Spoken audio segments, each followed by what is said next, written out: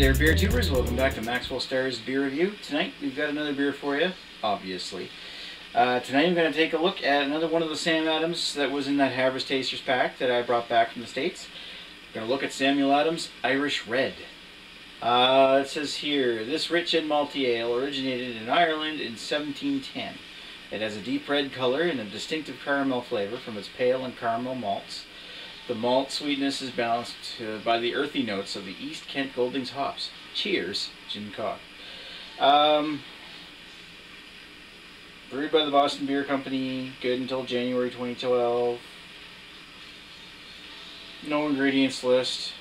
Oh, it actually says the ABV on the bottle of this one. That's rare.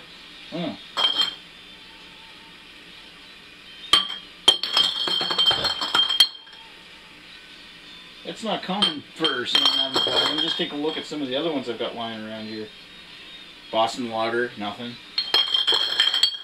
Haven't reviewed this yet, but we tried it already. Black Lager. Yeah, it's like the only one in that Tasters pack that actually has the ABV listed on it. 5%, 5.8% ABV. Why I'm so excited out of that, I have no idea. Alright, so Irish Red style. I've tried several other Irish Red styles, like Pickeroons is a good one. Rickards Red, obviously. The Celtic Mist Irish Red from Big Tide. Anyway, let me crack this one open and we'll take a look and see how well Samuel Adams, a well-known beer brand from the States, compares. Pour that in my Boston Lager, perfect pint glass.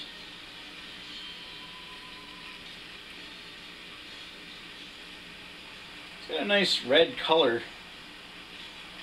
It's building up to about a finger ahead.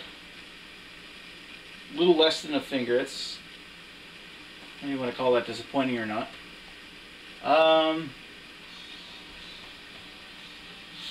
Just pull up beer goggles here and I'll show you.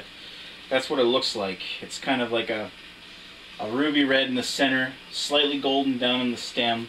Of course, the stem is a lot thinner, so it gets brighter. The head's kind of got like a somewhat tan cream appearance, and there isn't a whole lot of it there to speak of.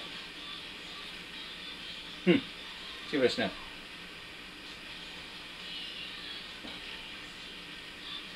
You can smell the malt, but it's mainly like an almost smoked, malty, nutty smell to it. Like nutty and woody. The malt in there kicks on like a somewhat, well, along with that woody note, it has a slight amount of caramel to it. They said it had caramel in it, didn't it? Pale and caramel malts. It's slightly sweet, but I'm not picking up a whole lot of sweetness. It's mainly that almost like a peat smoked, if you will, woody, smoky flavor or smoky smell. But the smell's muted altogether, really. It's got that little gentle bit of caramel in the back of the smell. It's not actually a really bad smelling beer. I'm actually kind of surprised. Like, I actually wasn't expecting much from this one. Actually, it doesn't smell that half bad. Anyway, let's give it a taste.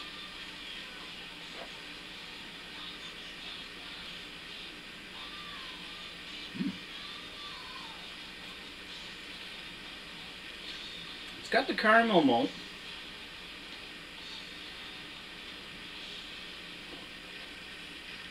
And like a little bit of red fruit sweetness. I'm getting caramel, red fruit, hint of toffee, some woody and nutty flavors, and an almost tiny bit of smoked flavor.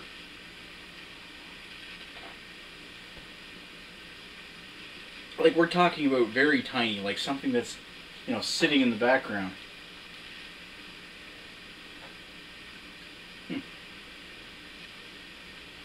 I'm still playing.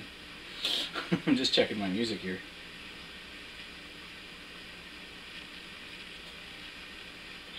Just a quiet part. Alright.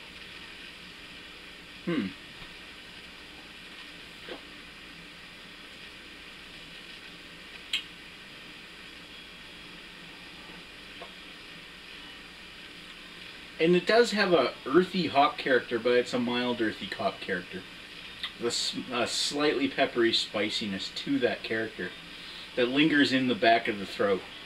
You get like a little bit of earthy bitterness that sticks in the back of the throat, but predominantly in the rest of the mouth you get this little like the notes of malt caramel, red fruit sweetness like apple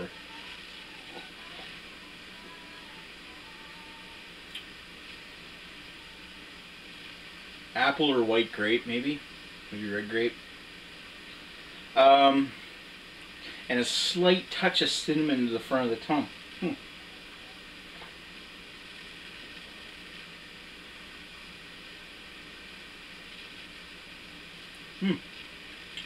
And it finishes quite dry, and it's kind of a medium-bodied beer. It's not like it's very thick. It's not a very high-gravity beer, but it does have some weight to it. I'm going to sit down with this one for a bit, and I'll come back with some thoughts. Be right back.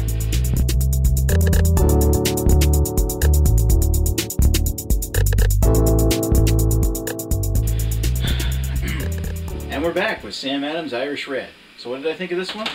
It's not bad. It's got a nice like earthy, slightly peppery kind of hop character to it.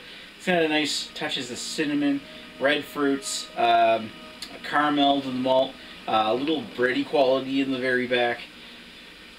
It's just that predominantly the flavors in this beer are quite muted.